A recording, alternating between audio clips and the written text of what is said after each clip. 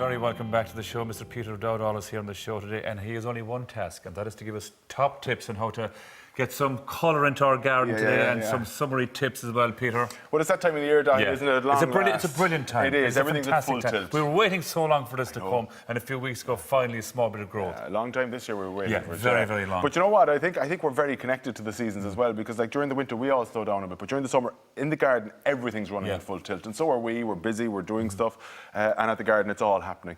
So it's the kind of time of the year, January, February. If you take a break from the garden for a week or two, it doesn't run away, and you get away with it. This time of the year, the weeds are going in front of your eyes. It's really, you need to stay on top of it. First of all, in the garden, the lawns. People in Ireland, and myself included, are obsessed with our lawns. Right? So it's important. We need to, because of our climate, obviously it's warm and it's damp, moss is a huge problem. Massive. So it's too late now for scarifying it, the mechanical scarifying it. You wait till September. So that's basically when you, I suppose, when you root out all the moss with a scarifier. It's like a mechanical rake, exactly. It pulls out the moss physically and pulls out the thatch. You do that kind of March, April at the latest, and again then in September. Why is it too late now? Is it just because it's hopefully we're in for a long dry period, so that you don't want to be damaging. It's too stressful to the lawn to be doing it at that time of year. So forget scarifying. But there are what you can be doing. You can still take care of the moss. Now, traditionally we use sulphate of iron to tackle moss in the garden, and a lot of products are based on sulphate of iron. Is that safe? It's perfectly safe and it's fine. The problem with it is it turns the moss orange or black, so then you've got to rake that out. But the other thing is that sulphate of iron, without getting too deep into it, it makes the soil slightly more acidic, which is ideal conditions for moss to thrive. So that's why we use lime and things like this to bring it the other way. To make the soil slightly alkaline. So if you use a product, get something that has the kind of lime in it, like that guy, the Long Gold, that has lime, so it will alter the pH to the optimum conditions for grass growth, which moss can't tolerate, but then it also feeds it. And the best bit is it doesn't discolour the moss, it just dissolves away to nothing. It actually turns a kind of a grey-black, and it actually just, if you actually kicked it to go up in the air. In dust. It turns to dust. That's what I would use this time of the year, it's brilliant. And then of course you'll be looking later in the year, you'll be looking at using another product, but for now that's what I would use. Then there are lots of these greening products on the market, which are just, you know, if you have something coming up, you have a special occasion, you know, a graduation, a wedding, we see these all the times on TV, different brands. And really what they are, the same thing. really what they are, like this instant green. It does what it says on the tin. How instant is it? Pretty much overnight. Is it? It's just a high nitrogen feed. It's not. They're brilliant products to do just that. They really green up the lawn in front of your eyes. But for a longer solution, you'd go for something like this. Go for something like definitely. That. But say if you're at a party or something, definitely go for that. You're having a garden if you have something this weekend, barbecue, let's get it green. That's it. Perfect. I remember once we were doing something, I won't say where or when, but it was a pretty high profile location and we needed the grass absolutely green. You know how we did it? How? Spray paint. But anyway, giving away a tip, giving away a trick. I better not say where it was. But it worked. Ladies and gentlemen, please get up for Peter Dowdall. Can we get a real gardener in here? We didn't want a painter. That's what it was, just for the photographs. No, your T-shirt makes perfect sense now. Maybe I do need therapy. Anyway, tell us about this. The other thing, just before I get to that, we also, plants need feeding.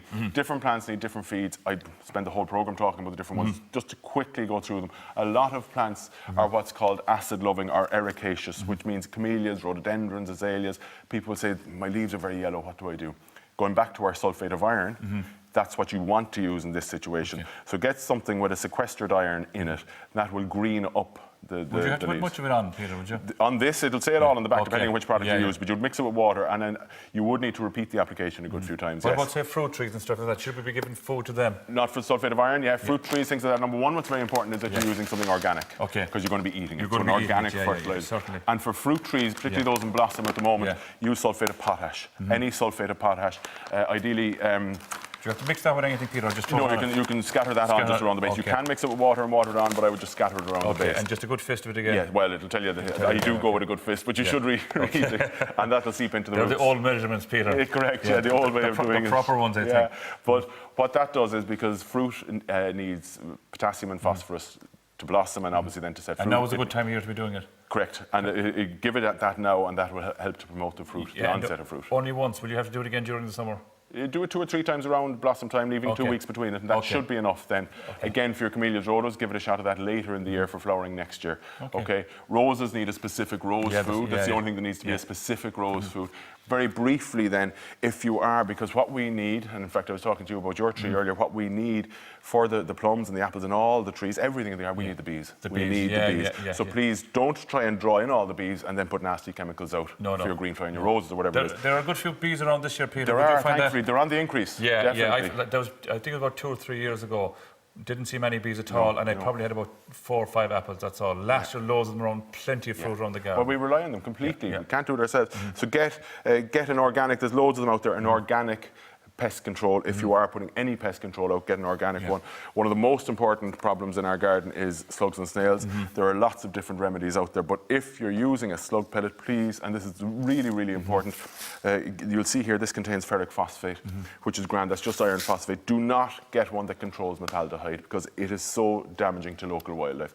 Most of them, unfortunately, contain metaldehyde. Please do. Just take the time out, look at what it says in the slug killer. Do not get one that contains metaldehyde because it's going to kill birds. And these are the predators for the slugs in the first place. Of course, yeah, of course. So anyway, then it's time for summer colour. Now, what I would give you were asking me earlier, what are the tips for getting the best out of pots and window boxes, hanging baskets? First thing is use a good quality compost. Don't use last year's compost. Go out, get a good quality new product. Throw away last year's. It's spent, there's no nutrients left in it. There could be pests in it, there could be disease. It's perfect to throw in your soil because it's great texture still, but there's no nutrient in it. So fresh new compost. Second thing I would say to you is really cram it full of plants. Don't just put in 1 or 2 because it's not like real gardening, in other words, where you'd have a year or so to wait. You don't. This wants to look instant. Right? Straight away. So use too many plants. If it looks half empty, if you think it looks half empty, it does. It is half empty. So really cram it full of plants. I love this. This is a traditional old-fashioned geranium, but I absolutely, even the smell from them, I just love them. Even the leaves here, there's a lovely dark circle there. It's lovely, isn't it? That's lovely, isn't it? Now, colour is very personal, Daithi. You go whatever colour you want. Somebody else might want red, whatever. I just like that kind of nice salmon soft, pink. Soft pink. Now, everything's going to be flowering, so soften it with a bit of foliage, just as an apita, and it's great because it's going to trail down the side of the pot. And of course, pots nowadays, Daithi, they're not all just your grey or terracotta. No, the pot itself can be a staple. Aubergine, I think, is something, isn't it? That's the one I use, I would have said purple, but you folk in the media would call it aubergine. That's right, yeah. Thank you, Peter. Thank you for that. Great to have you on the show as always. You're only a glorified painter, Peter, as I learned today. What colour is that? That is now... I suppose aubergine, velvety aubergine. Well, when I went to school, where I went to school now in Cork, where I went to school, our colours were purple and white. So that's bringing me back. That's purple and white now. Yeah, okay. It's a bit off-white, I'd say. It is a bit, yeah. It's kind of but more see what I mean? I'm using loads and loads of plants. I'm really filling it because that's what's going to give you the summer display. What are these, Peter? I love these. Look at that lovely velvety colour there again. Pansies. Pansies. I brought them in just if there was space in the pot, we could dot a few of them in. Don't think it needs it. Are these the pansy red wing? Are they? How did you know? I'm very impressed. I don't know, to be honest with you. I just had a good look around it there, and I said, that's a red-winged pansy there. Very impressed. I give years in school. I'm very impressed. So if you're looking for the names, it's always written on them. Exactly. You know what? And most information is on the label for what you want. The last thing I'd say then about that is, so you good compost, really cram it full and feed it regularly. Now you might wonder why I'm picking up tomato food. Tomato food isn't just for use in tomatoes. It's high potassium again, high phosphorus with flowers. That's what you want. So feed your baskets, feed your pots, feed them with a good quality tomato food. Perfect. Peter, thank you very much as always. Thank you very much. You can be found on Twitter and Facebook, I believe. Indeed. I can be the Irish Gardener, yes. Lovely stuff.